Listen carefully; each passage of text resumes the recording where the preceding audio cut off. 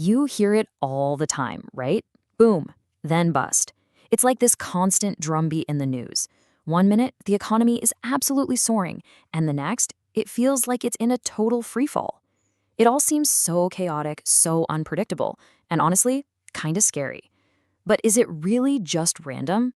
Okay, so picture the economy as this huge, complex ball of rubber bands. I mean, you've got thousands of little strands. That's our jobs, what we buy, where we invest. They're all tangled up and woven together. And if you pull on just one of those strands, you can feel the vibration go through the whole thing. And see, that's the thing.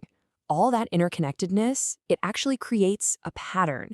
It's this repeating cycle of really fast growth, the booms, which is then followed by these pretty painful periods of decline, the busts. And this isn't new. It's happened over and over throughout history. So, the big question is, what's really pulling the strings behind these huge swings? Is there some kind of logic to it all? Well, that's what we're going to get into, because there are some really fascinating ways of thinking about this. All right, so there's an official name for this whole economic roller coaster. It's called the business cycle, and it's usually defined by these four distinct phases that economies tend to cycle through. You've got your growth period, which is the expansion, then you hit a high point, the peak.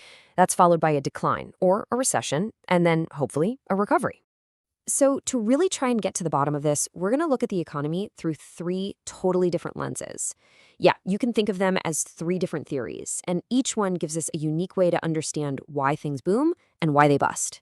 All right, first up, lens number one. Let's imagine the economy is just a big, complicated machine.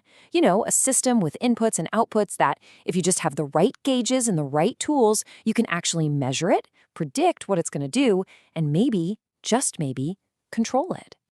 And hey, if the economy is a machine, it's got to have a dashboard, right? A whole bunch of dials and gauges telling you how it's running. Well, in economics, those are called economic indicators. Now, these indicators basically come in two main types. First, you've got leading indicators. Think of these like your car engine starting to make a funny noise. They give you a heads up about what's probably going to happen. Then you have lagging indicators. These are more like the mechanics report after the fact. They confirm what already happened. And you can see the difference pretty clearly with some examples. So let's say there's a big jump in building permits being issued. Well, that suggests a lot of construction is about to happen, right? That's a leading indicator. But then something like the GDP or the unemployment rate, that's telling you how the economy was doing last month or last quarter. That's a lagging indicator. Okay, so if we can watch the machine with this dashboard, can we also pop the hood and turn it up? Well, according to this machine theory, the answer is yes. There's a whole toolkit that's supposed to help make adjustments and keep everything running smoothly. And this toolkit really comes down to two big wrenches. First, you've got monetary policy. This is what the central bank, like the Fed in the US, does. They mess with interest rates to make it either cheaper or more expensive for people and businesses to borrow money, which influences spending. The other tool is fiscal policy. That's the government's job. They use their own spending and taxes to try and juice up or cool down the economy. I mean, this all sounds great, right? Super logical. But it begs a massive question. If we have the dashboard to see what's happening and we have the tools to make adjustments, then why do we still have recessions? It kind of feels like maybe this whole machine idea is missing a really important piece of the puzzle. And that brings us to our second lens. What if the economy isn't a machine at all?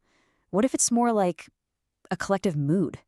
This view suggests that what really drives the economy is something way, way less predictable. Us, our psychology. This is where we get into this amazing concept called animal spirits. It was the famous economist John Maynard Keynes who came up with it. And he used it to describe that messy swirl of emotions, gut feelings, and instincts that really guides our decisions, often in ways that make absolutely no logical sense. So the whole idea is broken down into 5 key spirits. There's confidence, just how optimistic we feel. There's fairness, our gut feeling about whether the game is rigged. Our perception of corruption and bad faith. Something called money illusion. That's when we get confused by inflation. And maybe the biggest one of all, the stories we tell ourselves about where the economy is headed. So what this mood lens really suggests is that when enough of us believe a story, like say, housing prices can only go up, or a huge crash is coming, our collective feeling, whether it's confidence or sheer panic, can actually become a self-fulfilling prophecy. And it can completely steamroll all those rational, machine-like calculations. Okay, so we've looked at the economy as a machine and as a mood. Now it's time for our third lens, and honestly, this one's probably the most counterintuitive. It asks a pretty wild question. What if the business cycle isn't a bug? What if it's actually a feature of the economy's blueprint? Yeah, this pretty radical idea is called real business cycle theory. And what it suggests is that these ups and downs aren't failures of the market at all. No, instead, they're the economy's most efficient response to real external shocks. We're talking about things like a huge leap in technology, a sudden oil crisis, you name it. Think about it like this for a second. Let's say a brand new technology comes along and makes a bunch of jobs totally obsolete. Well, the downturn that follows isn't a sign that the economy is broken. According to this theory, it's actually a sign of an efficient, though, yeah, pretty painful, process. It's the economy reshuffling workers and resources to deal with this new reality. The recession itself is the adjustment.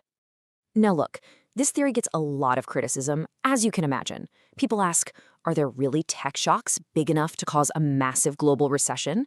And more pointedly, does something like the 25% unemployment during the Great Depression really mean that millions of people just chose to take a long break?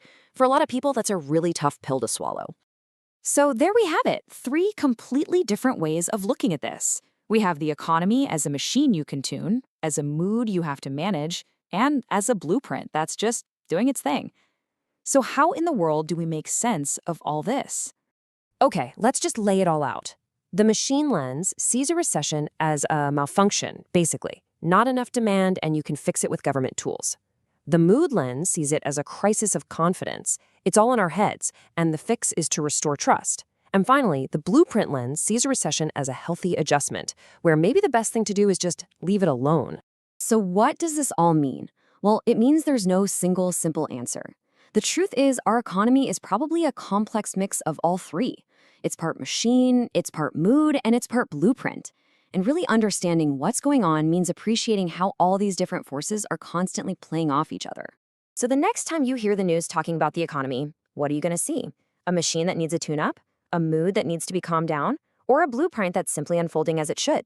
The question really is, which lens will you be looking through?